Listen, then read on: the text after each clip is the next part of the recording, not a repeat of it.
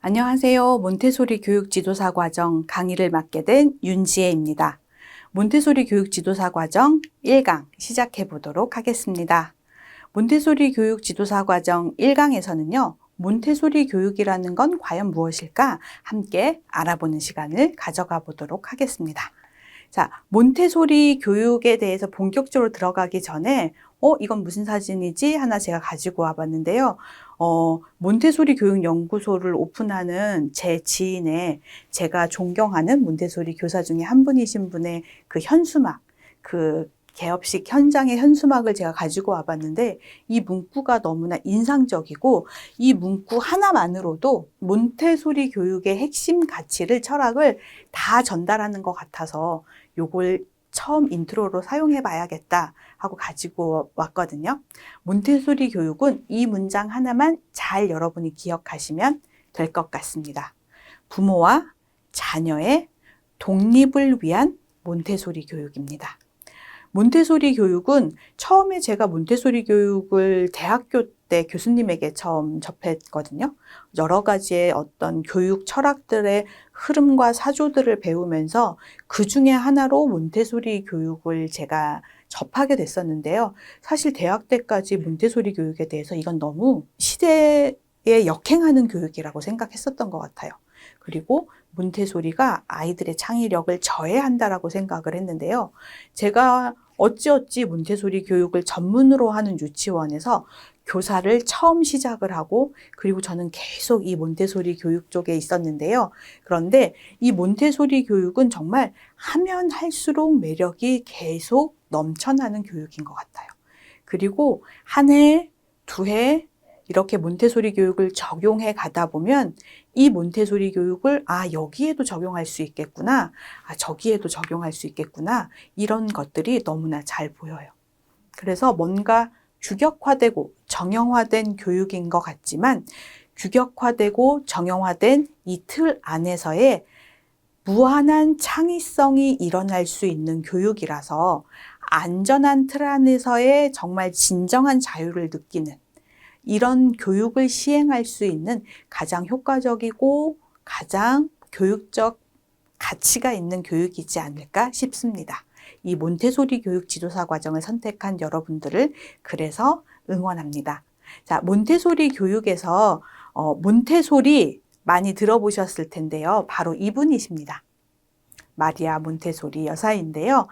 이분은요, 전 세계적으로 아마 최초일 거예요. 전 세계적인 최초의 여성 정신과 의사이신데요. 1870년 중부 이탈리아 앙코나주 키아라발레라는 이 마을에서 태어나셨어요. 중산층 가정이라고 하지만 꽤 괜찮게 살지 않았나. 아버님은 군인이셨고요. 그래서 아버지의 직장을 따라서 5살 때 이 마리아 몬테소리 여사의 가정이 로마로 이사를 하게 됩니다. 로마로 이사를 한 이후에 몬테소리 여사는요, 집 근처에 있는 초등학교에 입학을 하게 되는데요. 당시의 이탈리아 교육은 어땠을까요? 여기 보시면 어린이는 빈 그릇과 같다라고 여겨서 지식 전달 위주의 지시적이고 권위적인 교육 방식으로 암송, 받아쓰기, 듣기, 작문 등을 교육했다라고 이야기를 하는데요. 당시의 아이들에 대해서 물론 이제 저희들도 많이 인식이 좋아졌지만 당시 이탈리아도요, 어린이는 그냥 빈 그릇이다. 그리고 어린이의 어떤 존엄성, 인간성에 대한 부분들에 대한 그런 개념들이 많이 발달해 있는 시기들이 아니었기 때문에 무지한 존재, 아직 미숙한 존재로만 보아졌어요. 그래서 이 어린이에 대해서 빈 그릇과 같다. 그래서 이 아이들의 이 빈 그릇을 채워줘야 된다라고 생각을 해서요, 계속 빈 그릇에 무언가를 넣는 이런 교육들이 이때의 어린이 교육의 주류였다라고 보시면 됩니다. 그래서 이때는 매우 지시적이고요. 그리고 매우 권위적이었어요. 그러면서 앞에서 선생님이 알려주는 걸 외워야 되고 암송해야 되고 받았어야 됐고요. 그리고 듣고 작문을 했어야 됐습니다. 이렇게 교육을 해서 학생들은 시험을 위한 암기식 위주의 학습을 하던 시대에 몬테소리 여사도 공부를 했고요. 그리고 고등교육을 받고 싶었으나 고등교육을 여러분도 아시다시피 그 과거를 생각하시면 여성들이 공부한다라는 거 쉽지 않았었죠. 이때 몬테소리 여사도 마찬가지였어요. 그래서 고등교육을 받고 싶은 당시 여성들은 어떤 교육을 받았냐면요. 내가 무언가 하고 싶은 걸 선택한다기보다는 여성들이 할 수 있는 학문의 분야는 역사, 문학, 고대 그리스와 로마의 언어, 뭐 이런 식으로 해서 고전 교육을 중심으로 교육을 받는 시대였습니다. 그래서 여성이 나는 좀 공부를 하고 싶어요. 고등교육을 받고 싶어요. 나는 좀 더 많이 공부해보고 싶어요. 학습에 대한 욕심을 내게 된다면 그러면 대부분이 역사나 문학, 뭐 고대 그리스 로마의 언어 이런 고전 교육을 주로 공부를 했었는데요. 그런데 이런 일반적인 여성들과 다르게 몬테소리 여사는 고등교육으로 진학을 하는데 수학이나 물리학에 관심이 많았어요. 그래서 몬테소리 여사는 수학, 물리, 화학, 그리고 경영 등을 가르치는 기술학교에 진학을 하게 됩니다. 자, 당시 여성들이 배울 수 없었던, 사실 배울 수 없었다기보다는 진학의 문턱이 높았을 거예요. 아주 많이 매우. 이 기술학교에 진학을 한다. 집안에서의 분위기가 어땠을까요? 상상이 되어지시나요? 보편적인 집안이었어요. 아버님은 군인이셨어요. 보수적인 아버지가 반대하십니다. 그런데 반대로 몬테소리 여사의 어머니께서는 또 적극 찬성을 하세요. 그래서 보수적인 아버지의 반대와 달리 몬테소리의 흥미와 성향을 격려한 어머니 넬레 몬테소리 여사의 양육 방식이 당시 교육사조와 다른 몬테소리 여사만의 교육 접근 방법과 철학을 완성하는데 영향을 주게 됩니다. 그래서 아버지의 반대에도 불구하고 어머니의 지지와 호응으로 몬테소리 여사는 기술학교에 진학을 하게 됩니다.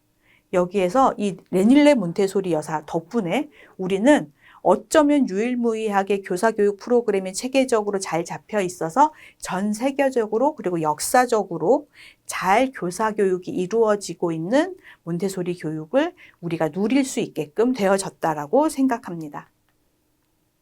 그래서 몬테소리 여사가 이제 의과대학을 진학을 하게 돼요. 기술대학을 들어가고 그러고 이렇게 로마 1890년대 로마 대학에 입학을 해서 수학, 물리학, 자연과학 뭐 요런 공부들을 하게 되고요. 그리고 나서 의과대학을 가게 됩니다. 당시로서는 아주 파격적인 수학 형태였었죠. 그리고 1895년 로마대학교 부속병원에 정신병과 조수로 근무를 시작하게 됩니다. 이후에 몬테소리 여사는요, 이후 의과대학에서의 마지막 2년을 소아과를 공부하면서 소아과 아이들의 정신진료소, 어린이 병원에 근무를 하게 되는데요. 이 어린이 병원에서 근무하는 이 마지막 2년이 몬테소리 여사의 선택이기도 했었지만 그로 인한 몬테소리 여사의 선택으로 인해 혁신적인 교육의 혁명들이 일어나는 몬테소리 교구가 만들어지게 됩니다. 몬테소리 여사는 이탈리아 최초의 여자 의사였고요. 그리고 1898년에 로마 국립특수교육학교에서 일을 시작을 하게 되는데요. 이때 일을 하면서 나타냈던 성과들로 인해서 계속 교육 분야에서 유구한 어떤 업적들을 내면서 머물러 있게 되는 계기가 되어지기도 합니다. 로마에서 이렇게 특수교육학교에서 일을 하신 몬테소리 여사가 로마대학교 실험심리학과 교육학 이걸 7년 동안 공부를 하시고 1907년 3세와 6세 노동자 자녀들을 위한 어린이집. 여러분들 아마 몬테소리에 관심이 있는 분이시거나 또는 유아교육에 관심이 있어서 유아교육을 공부하면서 뭐 어린이 보육 교육의 어떤 역사들을 공부하신 분이시라면 한 번쯤 까사 밤비니를 들어보셨을 거예요. 밤비니 유치원 뭐 이런 유치원명을 건 유치원들도 아마 많이 좀 보셨을 텐데요. 여기에서 당시 노동자들의 자녀들을 위한 어린이집을 개원을 하게 됩니다.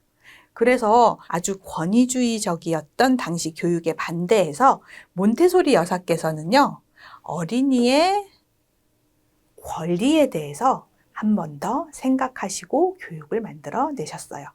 그래서 당시 권위적이었던 교육과는 다르게 어린이의 권리를 바탕으로 해서 어린이를 존중하고 어린이의 가능성을 바라보고 그 가능성을 더 키워줄 수 있는 교육을 만들어내게 되었는데요. 이때 또 몬테소리 여사는 장애 아이들을 위한 교육과 교구의 개발을 통해서 이 장애 아이들이 정상적으로 발달되어져 가고 사회생활을 잘 해나가는 모습들을 보면서 그 효과성들을 다시 한번 입증하게 됩니다. 그러면서 이렇게 해서 개발되어지고 적용되어졌던 몬테소리 교구들이 몬테소리 다른 아동들에게도, 일반적인 아동들에게도 적용되어지고 발전되어지고 활성화되어지고요. 그리고 몬테소리 여사는 교구만 만드는 게 아니라 이 교구를 잘 활용할 수 있도록 이 교구의 매뉴얼화, 그리고 이 교구를 잘 활용할 수 있는 교사교육 또한 이제 시행을 하게 됩니다. 그래서 몬테소리 여사의 어떤 시절과 업적에 대한 두 번째 이야기를 함께 연결해서 가보자면 1909년 최초의 몬테소리 훈련 과정을 시행하게 되어졌다고 하죠. 그러면서 사실 어찌 보면은요, 지금 몬테소리 여사가 최초의 이 개발한 교구들로 아이들 지금 함께 교육을 하고 있는 그런 사진인데요. 몬테소리 여사가 앞에서 얘기했던 것처럼 어떤 장애아들, 정신병리를 가지고 있는 아이들에게 교구를 적용하고 그리고 개선되어지고 회복되어지고 발달되어져 가는 과정들을 경험했다. 교육적인 효과성을 봤다. 그래서 어찌 보면 당시엔 많은 어떤 연구나 자료 또 아이들에 대한 존중이 없었기 때문에 어찌 보면 주의력이 부족한 아이들 또는 발달이 느린 아이들, 자폐아동 아이들이 그 그룹 속에 속해 있지 않았을까라고 생각해 봅니다. 그러다 보니 이 아이들이 그 아이들의 수준에 맞는 또 그 아이들의 속도를 따라가면서 적절하게 이 아이의 속도를 리드해주는 교사와 교구로 인해서 그 안에 있는 잠재력들이 발달하고 정상화되어지는 과정들이 드라마틱하게 보여지면서 교육의 효과성들이 입증이 되어지고 그리고 이렇게 되어진 그 효과성들을 몬테소리 여사는 훈련 과정을 통해서 이제 전 세계적으로 이제 퍼뜨려 나가기 시작을 합니다. 1929년에 국제 몬테소리 협회를 어디 덴마크에 창설을 하게 돼요. 그리고 본부는 독일 베를린에 설립을 하게 되는데요. 이후에도 이렇게 많은 업적들을 통해서 몬테소리 여사가 전 세계적으로 교육을 확산시키고 교사들을 만들어내게 되는데요. 1936년에는요. 네덜란드 암스테르담으로 베를린에서 본부가 이동을 합니다. 그래서 지금 현재도 몬테소리의 본부는 암스테르담에 있어요. 그리고 47년에 유네스코에서는요. 몬테소리 여사를 교육 주제로 연설을 하라고 초청을 하게 되고요. 그래서 몬테소리 여사가 교육과 평화라는 주제로 유네스코에서 연설을 하게 됩니다. 그리고 이런 교육을 통해서 무언가 공로했다라는 것, 인류의 어떤 발전과 평화에 이바지했다라는 게 인정이 되어져서 몬테소리 여사가 1949년에는요. 노벨 평화상을 받지는 못했지만 후보자 3인에 지명이 되기도 합니다. 몬테소리 여사는 인간에 대한 존중, 그리고 당시에는 인간에 대한 어른에 대한 상대방에 대한 어떤 인종적인 이런 부분들에 대한 것들이 좀 더 골고루 평균화 또는 일반화되어져 있지 않았던 상황들 속에서 그 속에서 또 무시되거나 폄하되거나 전혀 이렇게 존재감이 없었던 그 부류 중에 하나인 어린이에 대해서 그 존재감을 부각시키고 권리를 인정하고 그리고 그 가치, 가능성들을 인정을 하면서 아마도 이렇게 노벨 평화상의 후보자가 될 수 있었지 않았을까. 어떤 그런 이유에서인지 여하튼 상을 수상하지는 못했지만 이는 상당히 유의미한 업적이다라고 볼 수 있겠습니다. 그리고 몬테소리를 아시려면 몬테소리에 대해서 내가 쭉 공부하는 건 어렵고 몬테소리가 뭔지 좀 알고 싶어 했을 때 딱 한 가지 책을 고르라고 하면 요 흡수정신을 고를 수 있을 것 같아요. 그래서 여러분들이 몬테소리 여사가 쓴 이 흡수정신 책을 읽어보시면 몬테소리 여사가 어린이들을 어떻게 생각했는지, 그리고 어린이의 뇌발달에 대해서 어린이들의 이 학습 발달들에 대해서 얼마나 잘 알고 계시고 그 잘 알고 있는 걸 쉽게 풀이하셨는지를 볼 수가 있습니다. 그래서 지금도 몬테소리를 공부하는 사람들에게는 정말 성경 같은 책이기도 하고요. 그리고 또 몬테소리에 관심이 있는 분 모두에게, 물론 부모님들을 포함해서요, 모두에게 가장 기본적인 서적 중에 하나가 흡수정신 이 책이다 라고 보시면 되겠습니다. 벌써 9차 몬테소리 국제대회가 열리게 되어져요. 그러면서 몬테소리 여사가 당신이 만든 이 몬테소리 교육의 국제대회에 참석을 하시게 되고요. 그리고 그 다음에 5월 몬테소리 여사는 아쉽게도 사망을 하시게 됩니다. 하지만 몬테소리 여사가 돌아가시기 전까지 이렇게 활발한 활동들을 통해서 교구들을 업데이트하시고 교사들을 교육하고 이 만들어진 교구들이 버려지지 않고 사장되지 않고 잘 이용이 질 수 있도록 교육 체계들을 잘 잡아 놓으셔서 대부분의 교육은 프로그램이나 철학이나 이런 부분들은 남아있지만 교사가 계속 연속적으로 이렇게 유지되어지면서 교사들이 양성되어지는 교육 프로그램은 어쩌면 몬테소리가 유일무이하지 않을까라는 생각을 저는 합니다. 몬테소리 교육 이론에 대해서 한번 조금 더 살펴보자면 몬테소리 교육은 먼저 정신병동 아동들의 치료에 교육을 더한 그런 교육 방법이었다라고 말씀드릴 수 있습니다. 병동의 아동들이 먹다만 빵 부스러기들을 모아가지고 이걸 조물조물 해가지고 무언가를 하는 걸 몬테소리 여사가 관찰을 하게 됩니다. 당시 어린이의 어떤 인격이나 존중에 대한 개념들이 없었고 더군다나 정신병원에 강제적으로 입원해 있는 아동들에게 무언가 이렇게 쾌적한 또는 뭔가 놀잇감들이 제공되어지는 그런 환경들은 아니었어요, 당시가. 그러다 보니 이 아이들이 뭔가 할 것들이 없었겠죠. 그런 상황들 속에서 식사를 하다가 남은 빵 부스러기가 이 아이들에게는 상당히 좋은 교육 재료였던 거죠. 그래서 아이들이 빵 부스러기를 가지고 빵 부스러기를 뭔가 조물조물한다. 쟤네들이 저걸 뭘 하지? 저렇게 해서 먹으려나? 가루를 만들어서 모아서 뭉쳐서 먹으려나 했는데 먹지 않고 창의적인 활동을 하는 아이들을 몬테소리 여사는 관찰하게 됩니다. 그러면서 어린이 스스로 지성의 발달을 위해 무의식적 욕망을 나타내는 것으로 몬테소리 여사는 봅니다. 그래서 이 정신병동에 있는 아동들을 몬테소리 여사는 의학적인 치료의 대상이라고만 보지 않았어요.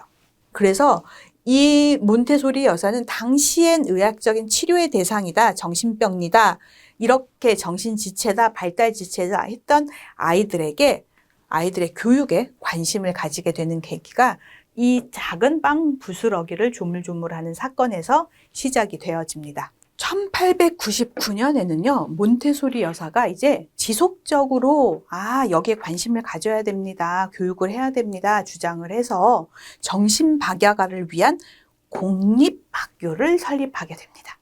그러면서 네가 주장했으니까 네가 책임져 일 수도 있겠고요. 또는 가장 능력 있는 당신이 맡아주세요. 그래서 몬테소리 여사가 1901년까지 몬테소리 여사의 주장으로 인해서 만들어진 공립학교에서 근무를 하시게 됩니다. 몬테소리 여사, 우리 많이 앞에서 얘기했었던 까사드 밤비니 어린이집을 이제 개원을 하게 되는데요. 여기는 보육이 우선이었던 당시의 어린이집과는 다르게 보육과 교육을 겸했어요. 그러면서 보육과 교육을 겸한 과학적인 방법으로 어린이 내면의 세계들이 있다. 어린이 내면의 가능성이 있다. 무한한 창의성이 있다. 가능성을 개발해 줘야 된다. 어린이의 존재성을 인정해 줘야 된다라는 이런 개념들을 이곳에서 설파하고 그리고 실행하고 그 효과성들을 입증해 내게 됩니다. 그래서 이곳에서 몬테소리 여사는 어린이의 내면 세계를 관찰하고 교육하는 그런 실험의 장, 실행의 장, 적용의 장으로 승화시키죠. 그리고 몬테소리 교육이 완성이 되어지게 되는데 어떻게? 어린이집에서의 실행을 통해서 이 몬테소리가 진짜 효과가 있네. 이게 뭔가 병원에 감금되어져 있었던 어린이들에게 정신병 치료를 위한 어떤 그런 치료 프로그램이 아니라 아이들의 발달을 돕고 그리고 무언가 정상적이지 않았던 아이들을 뭔가 일반적인 생활을 하는데 훌륭하게 수행해낼 수 있도록 효과를 바라보는 그런 교육이 되어지네. 그래서 이 교육의 실행 이후의 어떤 효과성들로 인해서 세계적으로 확산이 되어지는데요. 1918년 이후에 미국에서 교육, 사회 정서적인 면을 강조하는 생활 중심 교육의 영향 때문에 조금 시들해지기는 합니다. 하지만 지속적으로 아이들에게 어떤 핵심 가치를 두고 그리고 흔들리지 않은 원칙을 세우고 아이들을 존중하면서 교육에 계속 관심을 가지고 발달시키고 지속적인 성장을 해가던 몬테소리 교육은 1914년 이탈리아에서 열린 국제 몬테소리 회의를 계기로 아시아까지 전 세계로 확산을 하게 됩니다. 몬테소리 교육에 영향을 준 생리학적인 배경에서 좀 보면 잇따르는 관찰을 통한 어떤 실험적인 교육 방법, 그리고 장애아 교육에 대한 어떤 영향력에 대한 것, 그리고 감각적 교육에 대해서 몬테소리 교육에 영향을 주게 되고요. 우리 수학 영역에 보면 세강판이라는 교구도 있는데요. 그 정도로 세강에게도 영향을 많이 받았습니다. 그래서 지적 장애아의 교육적인 측면을 지적 장애아들을 뭔가 치료, 뭔가 이렇게 도려내야 되는 어떤 대상으로 보는 게 아니라 교육적인 측면의 대상들로 바라보고 그리고 정상화에 관심을 갖고 생리 심리적인 분석에서의 교육 방법을 만들어 내어지는 것들, 그리고 이것은 분필입니다. 분필은 어디에 있죠? 분필을 찾아볼까요? 3단계 레슨. 을 통해서 아이들이 뭔가 교육적인 개념들을 잘 알아갈 수 있도록 만드는 이 몬테소리 교육의 주 핵심 레슨 방법인 3단계 레슨을 완성하는데도 세강의 영향을 많이 받게 됩니다.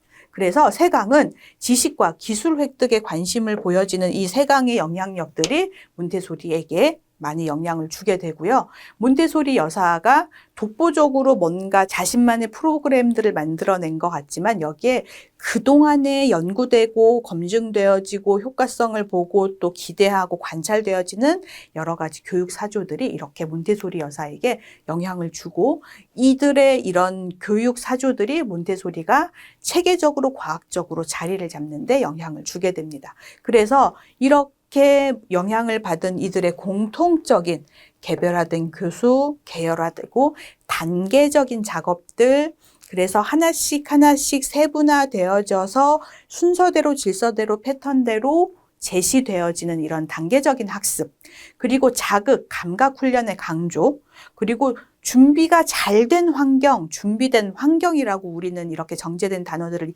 지금 사용하게 되어지죠. 준비된 환경, 그리고 바람직한 행동의 강화에 대한 것. 잘못된 행동을 지적하는 게 아니라 바람직한 행동을 강화시키는 거에 공통점을 가지고 있고 여기에 몬테소리 여사도 관심을 갖습니다. 기능적 기술을 개별적으로 지도하고 그래서 이러한 것들을 받아들일 수 있는 어린이의 잠재력 개발에 관심을 두게 되는 이런 공통점들이 이렇게 존재한다. 서로 이렇게 몬테소리 교육에 영향을 미쳤다라고 소개하겠습니다. 몬테소리 교육에 영향을 준 심리학적인 부분들을 좀 살펴보자면 프로이드의 정신분석학적인 입장에서도 저희들이 몇 가지 좀 살펴볼 부분들이 있는데요. 모든 행동은 심리학적 자극이나 항상성을 유지하려는 욕구에 의해 동기화되어진다라고 하는 어쩌면 어떤 질서의 패턴들을 민감하게 생각한다라고 생각한 요소들을 만들어냈던 여기에서 함께 영향을 받지 않았나. 유아의 자연적인 흥미, 욕망, 충동을 억압하지 말고 예전엔 유아는 조용해야 되고 부모님이 뭐 하면 기다려야 되고 이게 아니라 그걸 억압하지 말고 표출해낼 수 있도록 도와야 하는데 이 돕는 방법들을 앞에서 우리가 이따르와 세강의 공통점, 몬테소리의 공통점에서 봤던 것처럼 단계별로 세분화해서 자발적인 흥미에 의한 학습을 할 수 있도록 제시 방법을 만들어 놓은 게 몬테소리 교육이죠. 그래서 이렇게 영향을 받았고요. 그래서 내적 발달을 위한 교구를 제작하게 되고요. 그래서 이 내적 발달, 내가 무언가 욕구를 가지고 있는 것, 나는 지금 어떤 발달을 원해, 무엇을 알기를 원해, 무엇을 해내기를 원해, 이런 부분들에 대한 욕구와 충돌을 표출할 수 있는 교구가 만들어지게 되고, 단계별 발달 특성에 따라서 교구가 제시가 되어집니다. 그래서 각 개인이 하는 작업의 중요성들도 강조가 되어지게 되죠. 또한 왓슨의 행동주의 심리학적인 입장에서 보면 자발적인 동기, 욕망에 의한 동기와 그리고 유아의 자발적인 흥미가 도출되어지는 부분들이 몬테소리 교육에 또 왓슨의 행동주의가 영향을 주게 됩니다. 다윈과 헉슬러의 진화론에 대해서는 다윈은 생명체는 적응을 위해 환경에서 가장 유익한 것을 얻고자 노력한다라고 말을 했는데요. 이런 부분들이 몬테소리 여사가 봤을 때 아이들이 무언가 더 발전해 가려고 하는, 알아가려고 하는 지적 호기심을 나타내는 어떤 욕구들에서 영감을 얻지 않았나 싶습니다. 헉슬리는 인간은 스스로의 삶에 대한 통제를 계속함으로써 연속적으로 창조해 나간다. 환경론에 대한 주장이죠.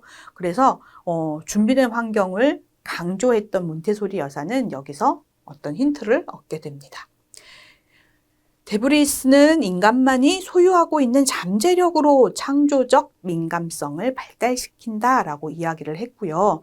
여기에서 이렇게 해서 공통적으로 몬테소리 여사는 진화론에서 우주적 생명관으로 몬테소리 교구를 보면 그냥 일상적인 문화 영역에서도 그냥 내가 입고 씻고 먹는 나의 주변의 생활 문화뿐만이 아니라 내가 속해 있는 나라, 대륙, 지구, 그리고 지구가 속해 있는 우주까지도 이렇게 관심을 갖고 교육을 시키거든요.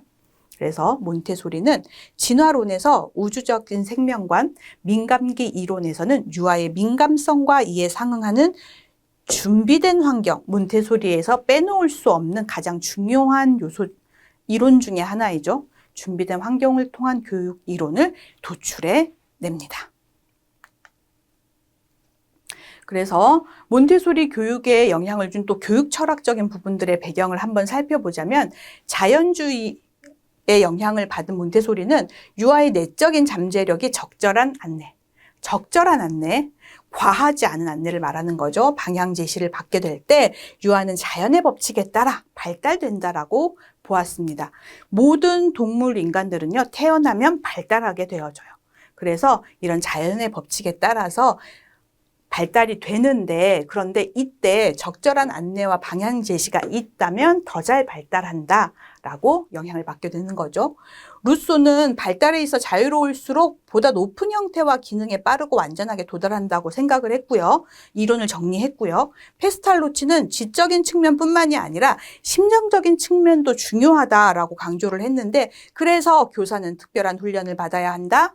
교육에 있어 지적 자극뿐만이 아니라 가슴, 감정, 정서의 자극을 주어야 된다라고 이야기를 합니다. 그리고 유아를 존중해야 하고 그들과 함께 공감을 해야 교육이 효과적이다. 변화가 효과적이다. 발달이 효과적이다. 라고 이야기를 하고요. 과학적인 교육을 해야 한다. 그리고 프레벨은 생명 내부로부터의 자발적인 교육. 이걸 강조합니다. 그래서 몬테소리 여사가 아이 안에 가능성이 있고, 그래서 이 아이들의 그 가능성을 이끌어내는 데 있어서의 자발적, 적절한 안내와 방향 제시, 그리고 어떤 교사의 특별한 훈련 준비된 환경들, 그리고 본능적인 어떤 이 발달의 욕구, 그리고 정서적인 교류에 대한 부분들을 잘 조화롭게 만들어서 교육 체계를 완성해 가게 되죠. 자, 이렇게 해서 자동적인 교육 체계들을 만들어가게 되어지는데, 이런 몬테소리 여사가 또 교육적인 철학 측면에서도 좀 영향을 받았던 학자들을 또 살펴보자면, 루소나 페스탈로치, 프레벨 등의 학자로부터 유아의 자연성에 기초한 교육, 생명 내부, 로부터의 자발적 교육, 그 다음에 유아 존중 교육과 자유의 부여, 중요한 부분이죠. 노작, 직관, 감각 경험의 중시 등의 사상을 받아들이게 되어져요.